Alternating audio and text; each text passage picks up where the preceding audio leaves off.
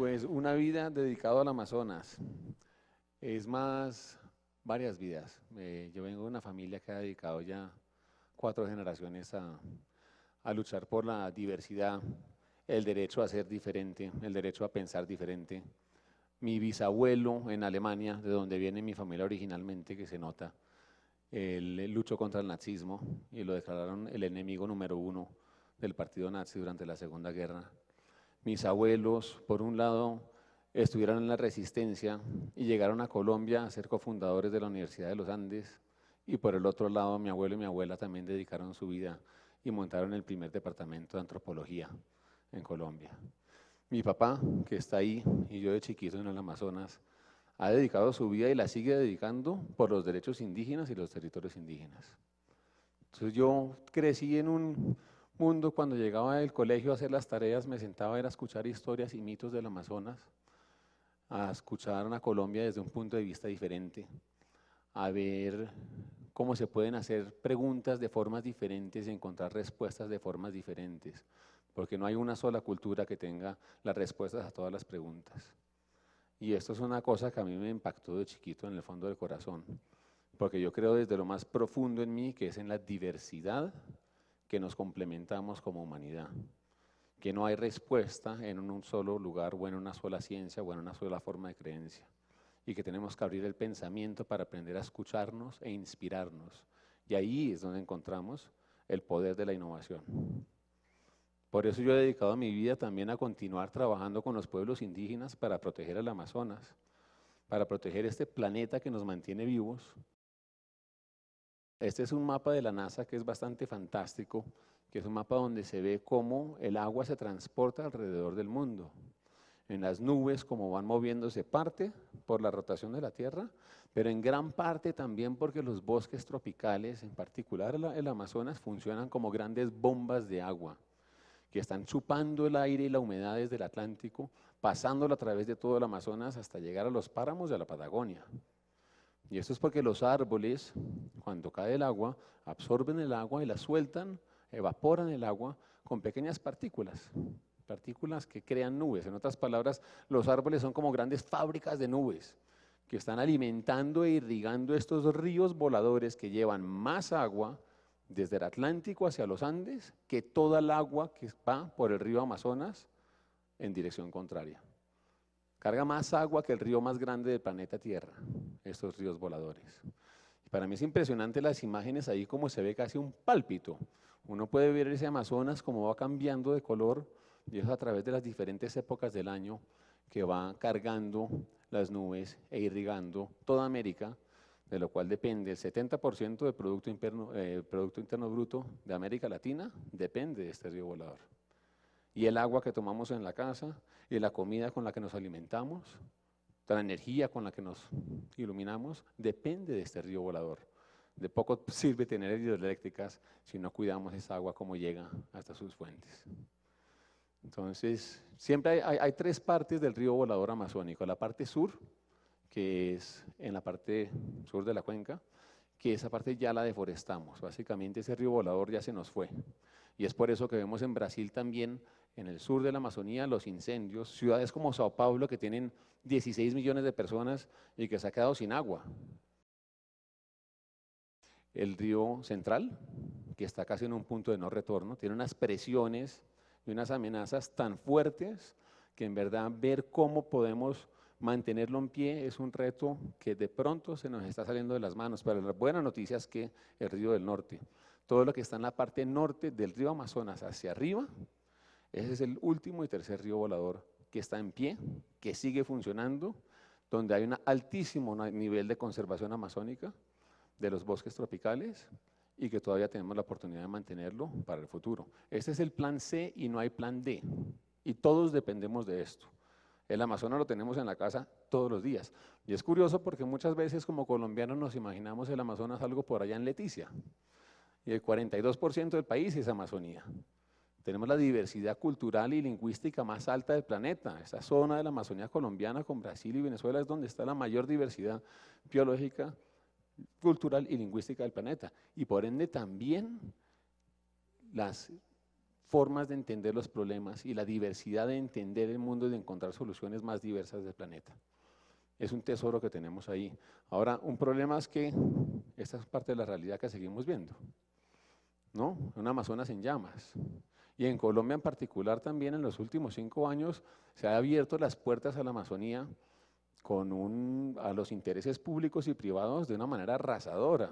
El 40% en deforestación que se está dando, un acaparamiento de tierras, básicamente comiéndose la Amazonía para entrarla en venta.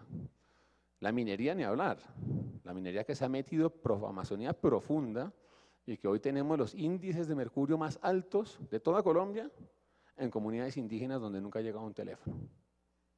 Y eso lo hemos logrado en los últimos 10 años. Entonces, el nivel de presiones y el nivel de retos que tenemos es fuerte. Esta es la cuenca amazónica.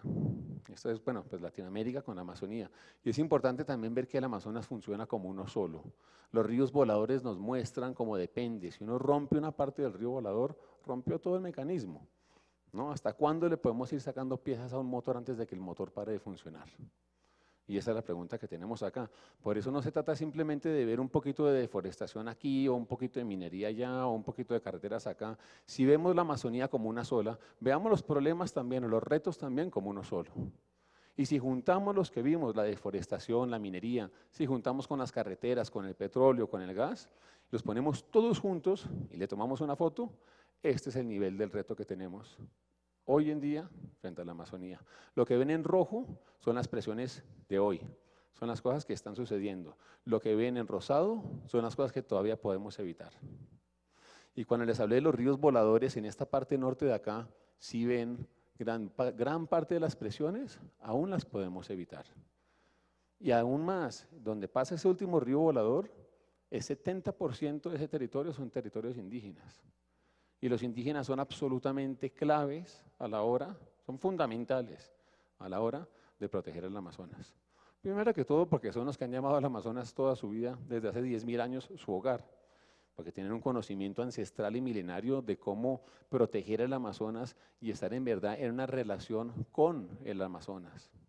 Cuando se estaban sacando los resguardos y se hablaba de la titulación de resguardos, para muchos de los líderes era algo casi incomprensible, que cómo así que me van a dar un papel que yo soy dueño de un resguardo, cuando el territorio le pertenece a los pajaritos y a las aves y a los peces, nosotros le pertenecemos al territorio, que es este concepto que tenemos de propiedad tan nocivo, ¿no?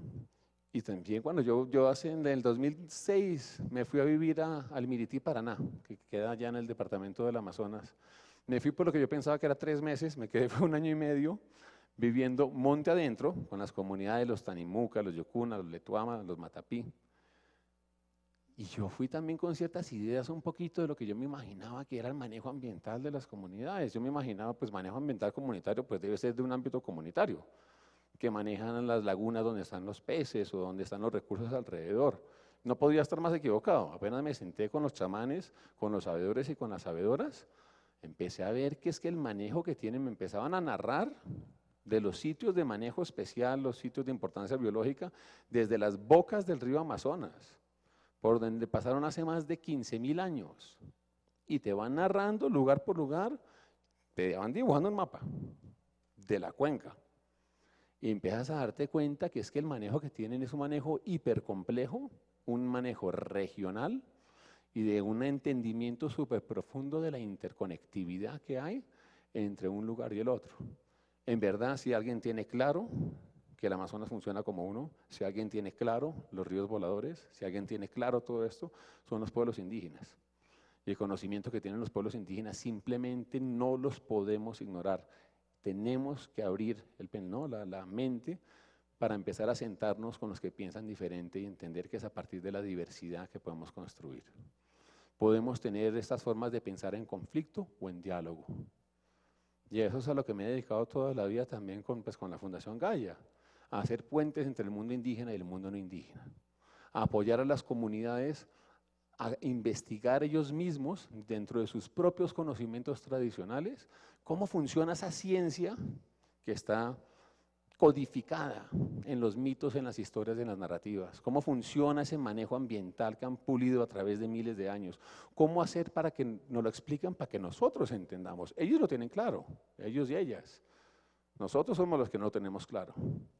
Cómo llevar desde el espacio cultural y el espacio ritual a construir políticas y propuestas concretas para que pueblos indígenas y Estado puedan construir conjuntamente. A eso le hemos dedicado desde los 80s.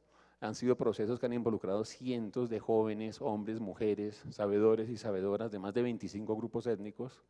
Desde los 80s hemos logrado apoyar a la titulación de 25 millones de hectáreas, que es el territorio indígena más continuo, más grande del mundo, y hemos apoyado a 25 grupos étnicos en este proceso, en formalizar sus gobiernos locales, en construir propuestas ambientales, pero a partir de su conocimiento tradicional. No llevar respuestas, no imponer, ni en nombre de la ciencia, ni en nombre de nadie, cómo pensar. Es como abrir puentes para abrirnos el pensamiento y empezar a escucharnos e inspirarnos. Se ha logrado muchísimo. Poco se sabe en Colombia también. De hecho, estos procesos en la Amazonía colombiana son el referente a nivel internacional. Son el referente cuando se habla de los trabajos de manejo ambiental liderado por indígenas, de los gobiernos indígenas, de en verdad el empoderamiento político a partir de la identidad propia y el conocimiento propio. Colombia está años luz comparado con cualquier otro país de la cuenca amazónica o de África o de Asia. Y son el referente.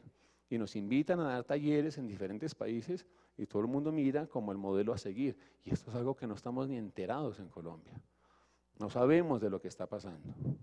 Y es una cosa que a mí me parece preocupante, porque el Amazonas está bajo una presión alarmante, pero hay 30 años de procesos entre el gobierno y pueblos indígenas súper fuertes, hay miles de años de conocimiento, los indígenas están poniendo su parte, están poniendo su conocimiento, su territorio, pero esta es una responsabilidad que es de todos.